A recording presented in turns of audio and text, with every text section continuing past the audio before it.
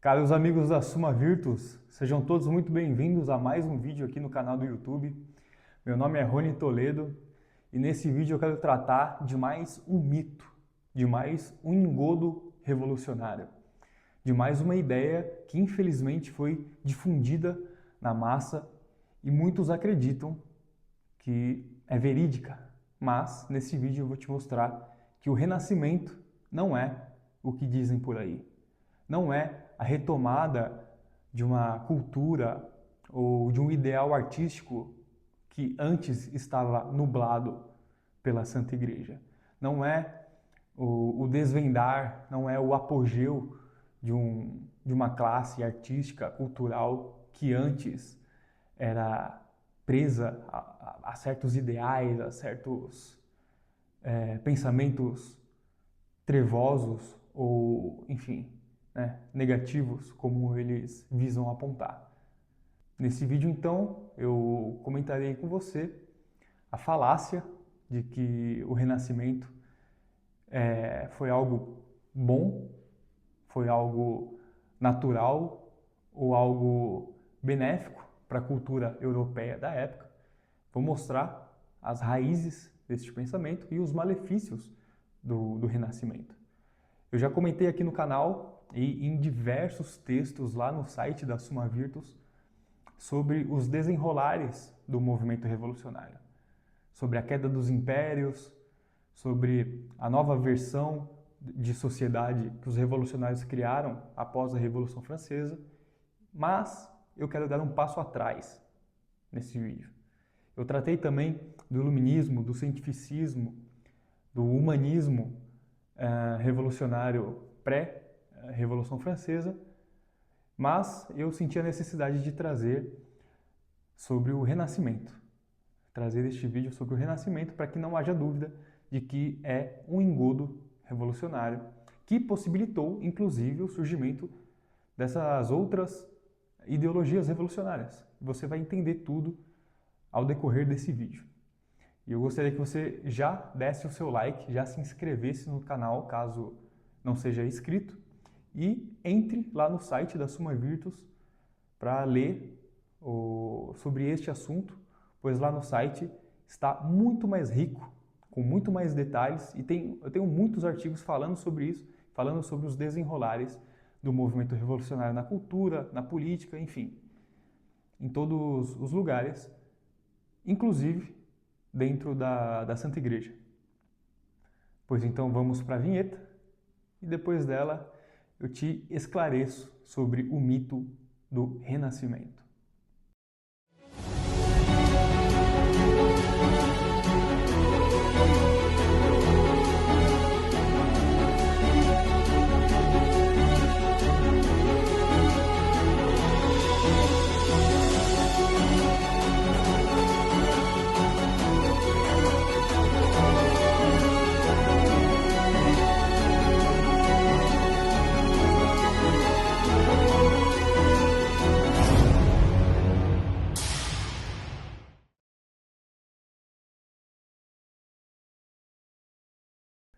Muito bem, meus caros.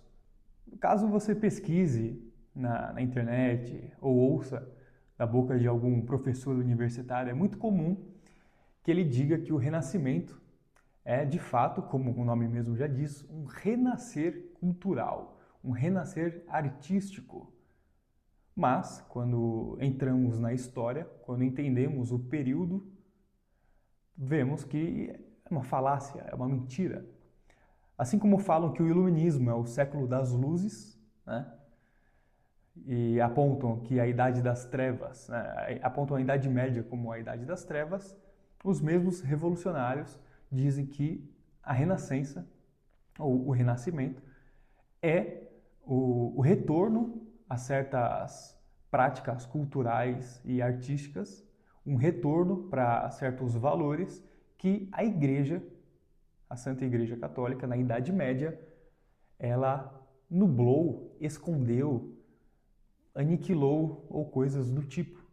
Mas, claro, só diz isso quem não conhece de fato a história. Só diz isso quem quer mentir sobre a Igreja, quer acabar com o legado cultural, histórico e religioso da Santa Igreja. Pois não há nada mais mentiroso do que dizer que a Idade Média é, porventura, a Idade das Trevas. Que ali, naquele período, a Igreja deixou de ensinar ou aprisionou o Evangelho ou, enfim, usou da burrice da sociedade em prol dos próprios intentos. Isso é absolutamente mentiroso, haja vista que a própria Igreja, desde a patrística, passando pela escolástica, passando pelos mosteiros, passando pela renascença carolíngia, por toda a história, foi ela quem fomentou a cultura, foi ela quem resguardou os princípios, os bons princípios, as boas obras e os bons ensinamentos culturais dos gregos, dos árabes, enfim. Foi ela que preservou a cultura, foi ela quem trouxe para o seio da cristandade nomes gregos, por exemplo. Averroes e Santo Agostinho trouxeram e trabalharam Platão e Aristóteles como ninguém antes.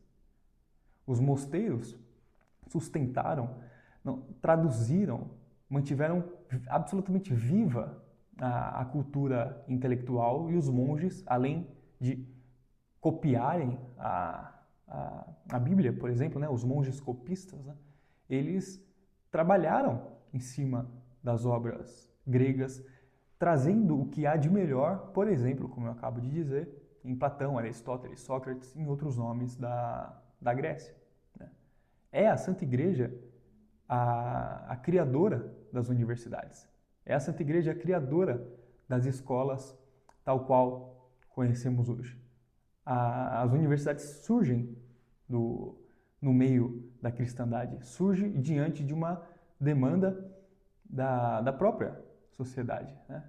É ela quem oferta essa forma de aprendizado tal qual compreendemos hoje. Né? Foi a Santa Igreja que guardou essas obras, guardou este ambiente intelectual riquíssimo na época, por exemplo, das invasões muçulmanas ou das invasões vikings, né? Das invasões bárbaras. Foi a Santa Igreja que resguardou tantas obras ao longo dos séculos. Então, tanto a patrística quanto a escolástica ela vai sumarizar, né? Como o nome mesmo já diz, né? Com as sumas teológicas, né? Vai sumarizar o que há de melhor na cultura e nos dogmas da época. Né? Então, é incrivelmente cretino falar que havia um período das trevas, ou que havia um período em que a Santa Igreja, enfim, escondia a Bíblia, ou escondia obras, ou escondia seja lá o que for do povo a fim de manipulá-lo, sabe? Isso é um engodo brutal. Tanto é que é com a Renascença Carolíngia, a partir do século 7, 8, encabeçada por Carlos Magno, em que há o apogeu da intelectualidade cristã, o apogeu da intelectualidade medieval. Há ali, inclusive, o aprimoramento do latim, há a minúscula carolíngia, há um trabalho gramatical, um trabalho intelectual, ao trivium, ao quadrivium. Ali há um fomento cultural brutal, brutal. E todos esses detalhes, todos esses nomes, todos esses eventos que eu estou falando para você, eu tenho em texto, eu escrevi sobre tudo isso em detalhes, meses de pesquisa, venho escrevendo há anos, e sobre todos esses assuntos, invasões bárbaras, invasões muçulmanas, renascença carolíngia, enfim, todos esses assuntos que eu venho comentando, está lá no nosso site. Então fique à vontade para entrar lá e ler em mais detalhes, até porque esse vídeo ele não consigo abordar especificamente todos esses temas, tá bom? Então você já entendeu que ali na Idade Média, aquele período conhecido a partir do século V até o século XV, mais ou menos, né? A Igreja ela fomentou, ela foi a mãe da cultura da época. sem a Santa Igreja não haveria cultura alguma. Até porque, como eu comentei, havia invasões muçulmanas, invasões bárbaras, havia, enfim, as cruzadas. Era um período muito conturbado, mas, mesmo assim, os santos padres, os monges, enfim, os mosteiros, eles preservaram a intelectualidade e preservaram o melhor que nós temos de cultura. Se não fosse os monges, se não fosse o papel da Santa Igreja, nós não teríamos Platão e Aristóteles. De forma alguma. Você não estaria lendo Platão se não fosse a Santa Igreja.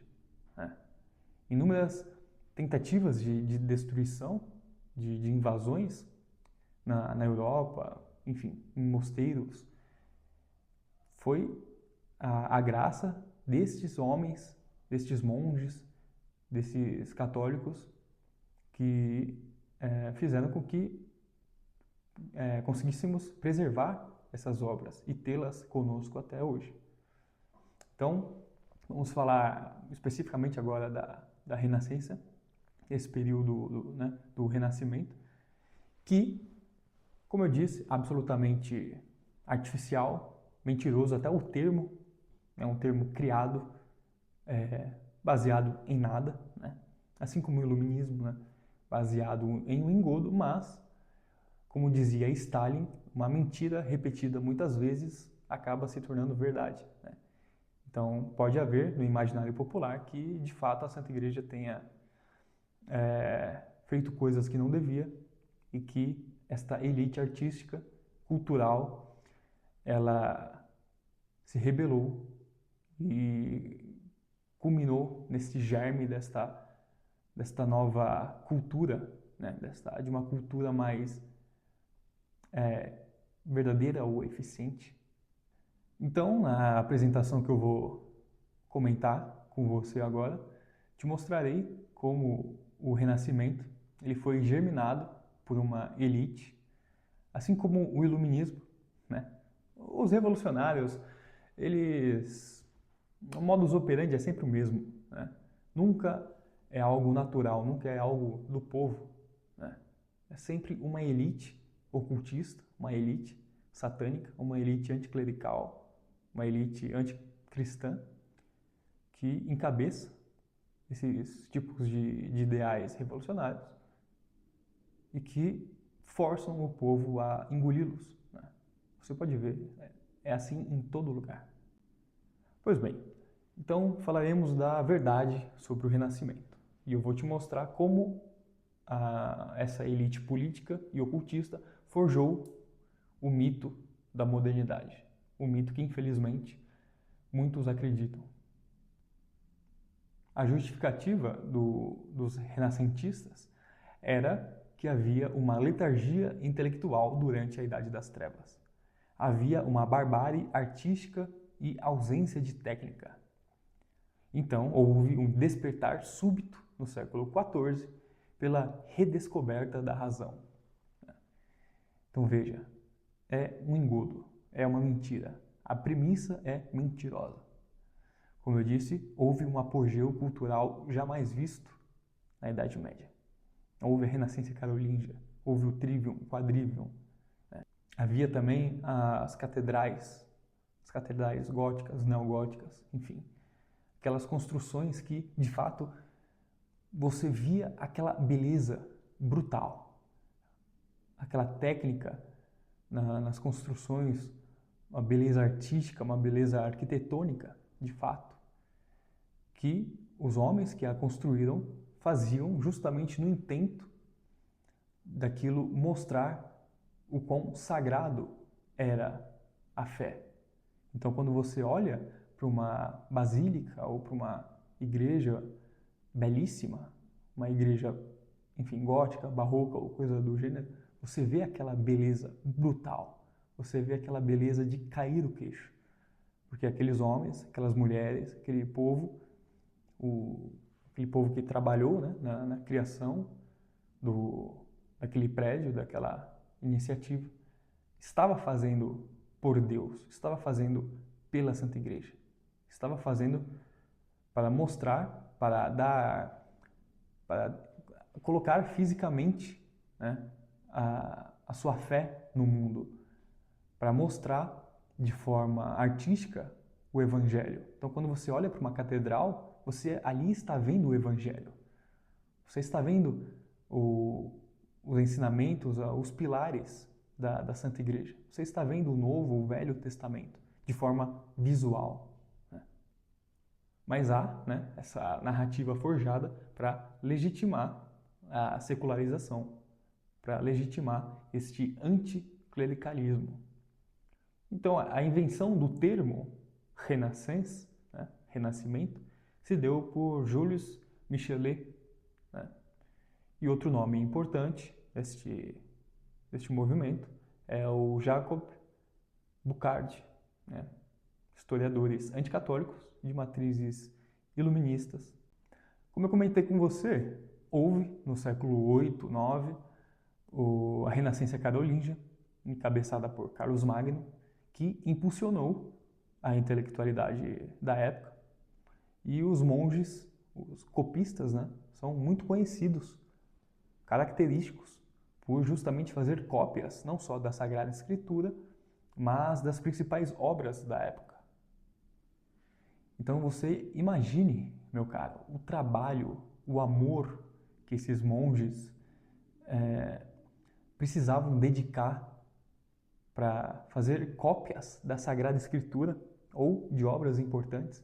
Ler já é difícil, agora imagina copiar na mão. Né? De fato, era um amor brutal. Ali o Espírito Santo agia naqueles homens, agia naqueles que dedicavam a sua vida para a cristandade, pois eles sabiam da importância de traduzir essas obras. Então vem um intelectual revolucionário, renascentista, séculos depois, 1000 anos depois, falar, menosprezar o trabalho desses homens. É complicado, né? É ridículo. Então, os mosteiros foram os berços da cultura.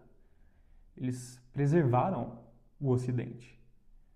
Os mais famosos são o Monte Cassino, o Cluny, Fulda e o Sandgal. E do século XI a XIII, a gente consegue perceber o surgimento das universidades. Universidade de Bolonha, de Paris, Oxford e Cambridge. A esmagadora maioria das obras da antiguidade sobreviveu graças ao trabalho silencioso desses monges.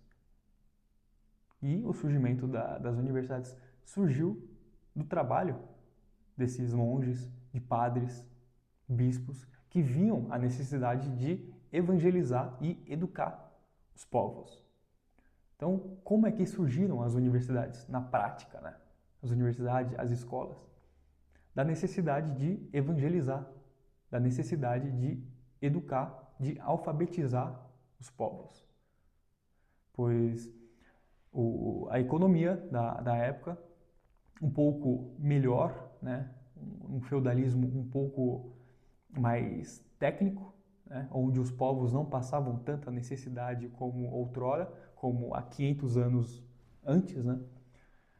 Sobrava tempo para se alfabetizar.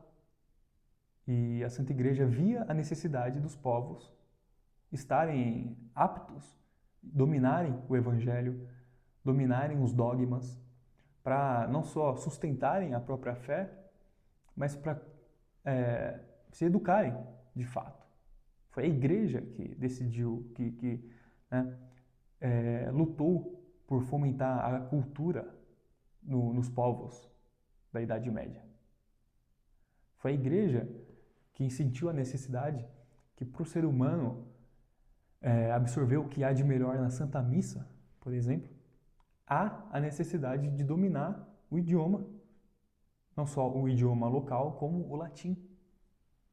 Ninguém, nenhuma instituição trabalhou tanto quanto a Igreja Católica para o latim, para que o latim fosse não só uma língua intelectual, mas a língua que o povo poderia entender. Né? E do latim há as variantes, né, dos idiomas latinos, claro. Né? e que a igreja fazia questão de ensiná-los. Então, as universidades, as escolas surgiram literalmente como um espaço colado às igrejas, colado, um puxadinho, né? Como dizem, é um puxadinho próximo, colado à Santa Igreja, às paróquias, às basílicas, enfim, a fim de que houvesse esse estímulo intelectual próximo do povo, né?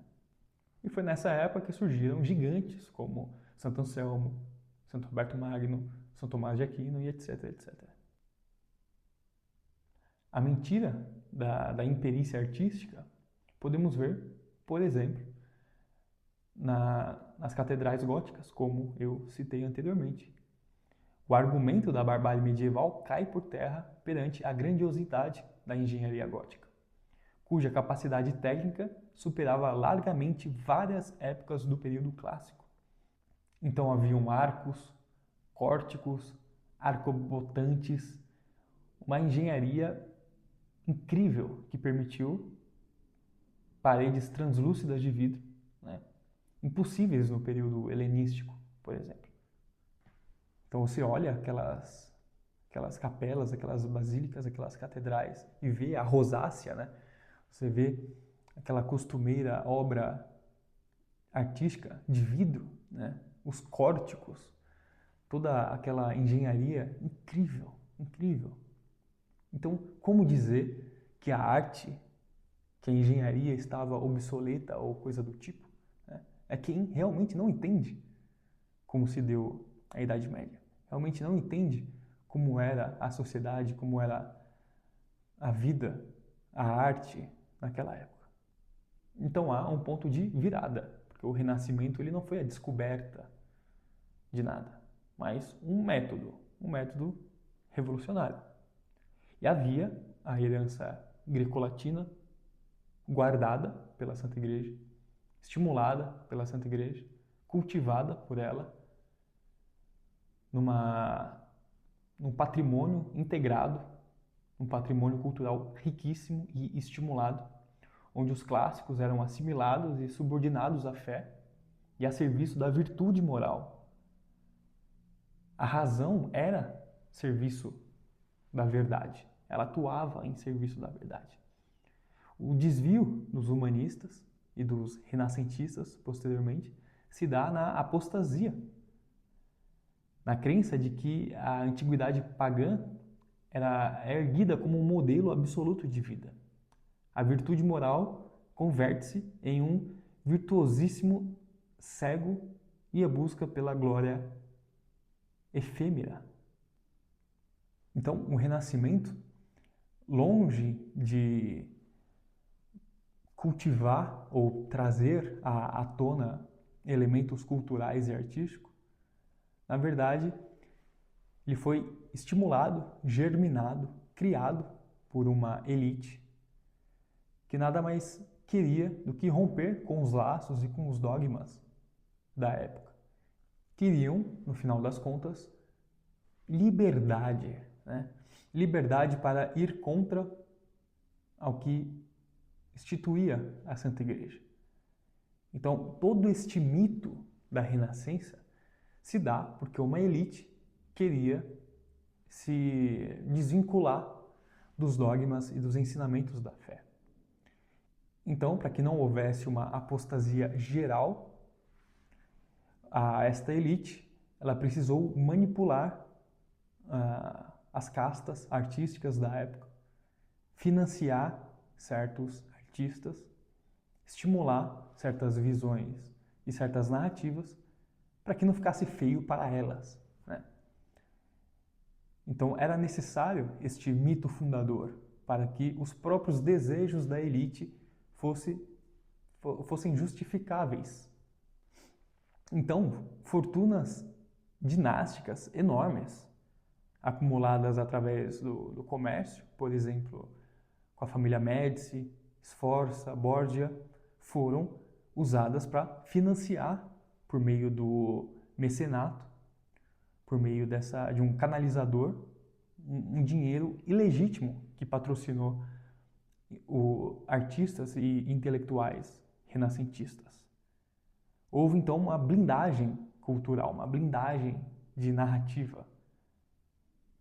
A estética, o dinheiro, né, comprou o silêncio moral e legitimou politicamente e culturalmente o Renascimento. Então, o Renascimento ele serviu como máquina de propaganda no final das contas. Serviu como justificativa para uma elite que queria se desvincular absolutamente dos valores católicos cristãos. Mas uma justificativa, como eu disse, era necessária, né? Então era necessário rotular a Santa Igreja ou rotular a Idade Média como Idade das Trevas. Era necessário dizer que eles estavam indo em prol de um ideal prévio, onde não havia a mácula da Santa Igreja, né? Onde os valores cristãos não eram, enfim, suplantados, onde os valores não suplantavam, né, verdadeiras obras, os verdadeiros pensamentos culturais, intelectuais, morais e coisa do tipo. É um engodo, é uma mentira. Então, a Renascença ela se dá por essa máquina de propaganda estatal. Ela eclodiu em redutos dinásticos extremamente restritos como uma máquina de propaganda e não como um movimento natural e espontâneo. Então há, de fato, uma inversão. Há o fim da arte comunitária. Anteriormente, o modelo corporativo das guildas medievais encontrava harmonia, era integrado na comunidade, criando uma beleza orgânica e teocêntrica para o bem comum. Então, a arte era entendida como presença real de Deus e era voltada para Deus. E posterior a isso, existe uma criação e um enaltecimento de uma pseudo-elite intelectual, snob, no final das contas, onde há um gênio isolado da sociedade, trabalhando apenas para deleite exclusivo desta elite iniciada e comprometida com a subversão dos valores da época. Então o artista, a partir desse momento, o intelectual, enfim, ele se apartou da sociedade. Ele deixou de ser do povo, né? Ele deixou de pertencer aos feudos, ou enfim, à comunidade, para ser membro de uma elite, desta elite financeira, desta falsa elite artística, né? Há de fato uma ruptura no que antes se entendia como uma classe artística, né? Antes voltada para Deus e para o bem comum, agora voltado para a própria elite e voltado para os desejos desses poucos ricos, desses poucos nobres. Alguns dos agentes da fratura: Francesco Petrarca, que é o falsificador da história, ele que cunhou o termo Idade das Trevas. Ele visava desacreditar a tradição universitária escolástica e corroer a autoridade dos doutores da igreja. Isso é bizarro. E Giovanni Boccaccio, um hedonista absolutamente relativista, plantou a semente do indiferentismo e do relativismo moral. A partir desse momento, então, tudo que era voltado para Deus, tudo que era voltado ao Evangelho, tudo que era voltado para a Santa Igreja foi mal visto, foi rotulado e trabalhado para que fosse de fato esquecido, ou pelo menos nublado por essa elite. Então, a elite renascentista, segundo eles, era quem iria trazer os verdadeiros valores artísticos, culturais ou morais que o Ocidente perdera, segundo eles. E que valores são estes? Claro, os valores pagãos, ateus, relativistas, amorais, imorais e etc, etc. Então, a desejo desta elite revolucionária, toda a cultura da época foi financiada, foi bancada, foi estimulada, visando um anticatolicismo brutal e, de fato, satânico. Então, o homem passou a ser visto como um ser autônomo e como o fim de todas as coisas. Mas longe de enobrecer o homem, a pretensão iluminista visa elevar o homem à medida de todas as coisas, mas arranca a sua filiação divina, prendendo-o nos limites restritos da matéria e do egoísmo mundano. Veja, é a mesma coisa, meu caro, que o iluminismo faz posteriormente, né? Eu já tenho um vídeo sobre o iluminismo aqui no canal, espero que você tenha visto. Tenho textos lá no site falando sobre ele. Mas veja como o iluminismo ele bebe do renascentismo, né? Ele bebe da renascença, ele bebe deste ideal antropocêntrico, né? De que agora é o ser humano que precisa estar no centro de tudo, no centro da cultura, no centro da arte, no centro da ciência. Falei também do cientificismo, do humanismo em vídeos passados. Mas tudo isso surge aqui, surge nesse momento. Surge desta elite manipuladora. Surge desse financiamento artificial e mentiroso para este movimento tão artificial e mentiroso quanto. Né? E não é por acaso que a maioria dessa elite, né, dos financiadores deste movimento e até os próprios intelectuais, pelo menos 70% eram anticatólicos, abertamente anticatólicos. Muitos, inclusive, bebiam da fonte cabalística, da fonte gnóstica e de um esoterismo rasteiro, sabe?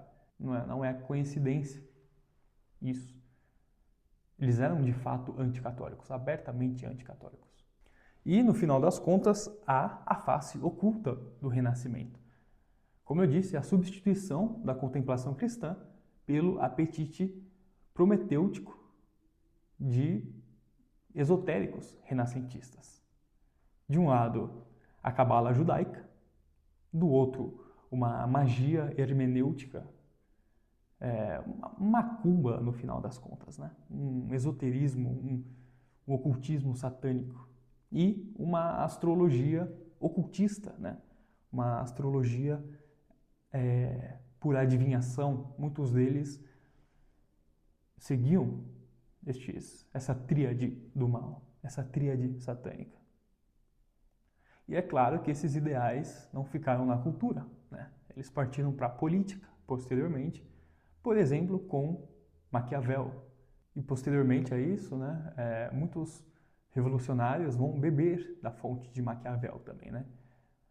Rousseau, Locke, Montesquieu, filósofos, contratualistas, enfim, muita gente pré-Revolução Francesa vai encontrar em Maquiavel ou encontrar neste antropocentrismo que a Renascença estimulou os parâmetros para uma nova sociedade, uma sociedade apartada da Santa Igreja. Então, no Príncipe, por exemplo, Maquiavel aplicou o naturalismo antirreligioso à política. O poder, ele era apenas uma conveniência humana, concebendo o Estado de forma desvinculatória a qualquer moralidade ou autoridade espiritual. E não podemos esquecer de Giordano Bruno, um ocultista, um dos maiores nomes da época, né? Que muitos dizem ser um cientista, ou enfim, um mártir da ciência, né? Alguém visto como um grande intelectual cientista, cientificista, mas na verdade era um esotérico, um defensor de um ocultismo, de uma macumbaiada brutal, né? Enfim, ele é um anticatólico, infelizmente, né? E não só Giordano Bruno, né? Mas muitos nomes do Renascimento, muitos nomes do Iluminismo, né? No Iluminismo, por exemplo, haverão muitos maçons, muitos que pregam o que entendiam no Talmud, na Cabala, a verdade, né? E que eram de fato anticatólicos, né? Então, dizer que a Renascença ou o Iluminismo era o século das luzes, por exemplo, ou que a Renascença ela havia o estímulo ou a base da razão, é algo muito, muito mentiroso. Ninguém ali era um simples racionalista, não. Era de fato ocultista, macumbeiros, todos não, mas estou generalizando, mas grande parte, a maioria. Desde Newton até Giordano Bruno, ou a maioria dos nomes que pré-moldaram a Revolução Francesa. Não havia nada de razão ali. Havia ocultismo puro. Havia alquimia pura. A maioria era alquímico, né?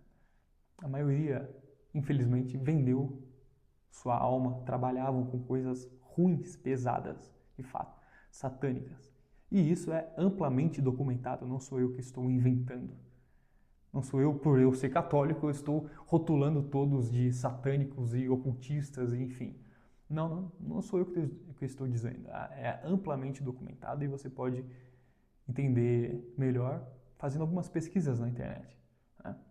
E no site da Summa Virtus eu trago alguns desses nomes, eu trago as suas posições filosóficas, enfim, satânicas. Então, como eu disse, há esse antropocentrismo. O ser humano passa a ser a medida de todas as coisas. Há a exaltação anatômica, por exemplo, uma hipertrofia, né, um vigor antropomórfico, que ele é uma estética muito clara do padrão helenístico, né, grego, por exemplo. E há a subversão do sagrado, né? A piedade religiosa e o recolhimento espiritual são subordinados à exibição triunfalista do orgulho humano. Então, acabou-se as obras, aquelas lindas obras medievais, onde você enxergava a beleza, o amor, o carinho, as virtudes humanas, né? Aqueles sentimentos, aqueles aspectos do bem que nos levava ao belo e a Deus no final das contas, né? O que há agora é o ser humano. O ser humano com a sua ira, com seus desejos, enfim, é o ser humano como medida de todas as coisas.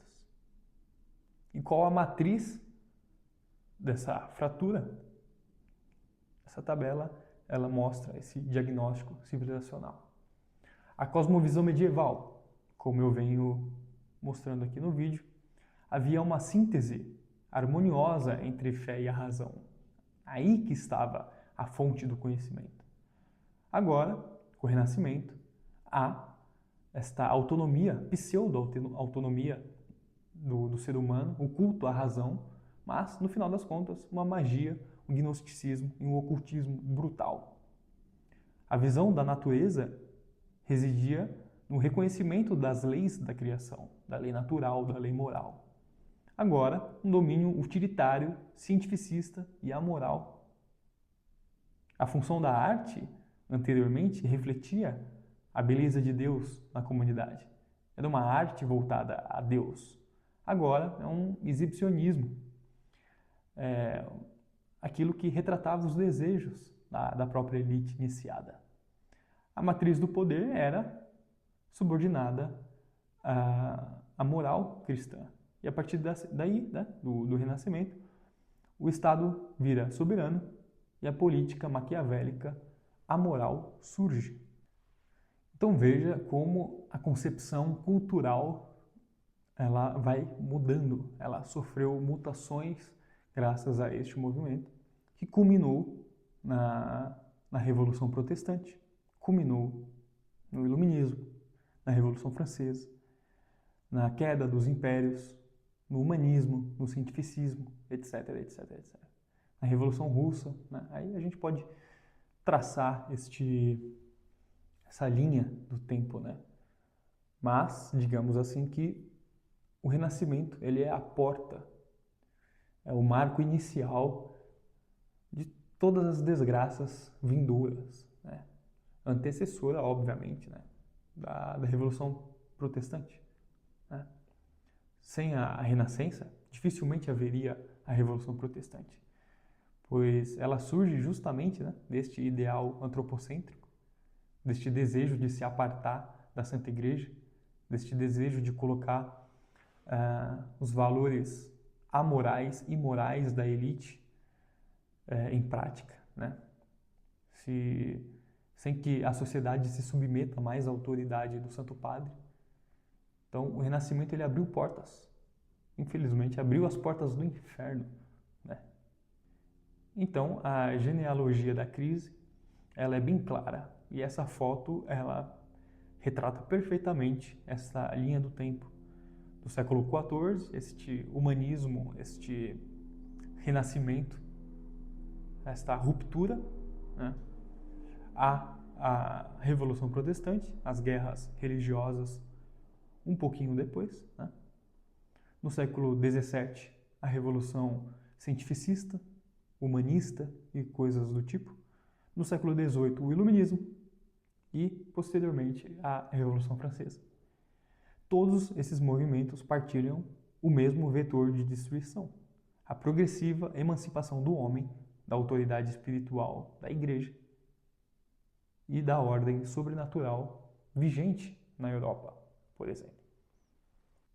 Então, por fim, eu trago esta frase que está no meu artigo lá no site da Summa Virtus, que eu trato sobre o Renascimento com muito mais detalhes do que eu trouxe aqui no vídeo, mas eu trouxe a frase para você entender que o Renascimento não inaugurou uma era de libertação científica ou uma libertação cultural, né?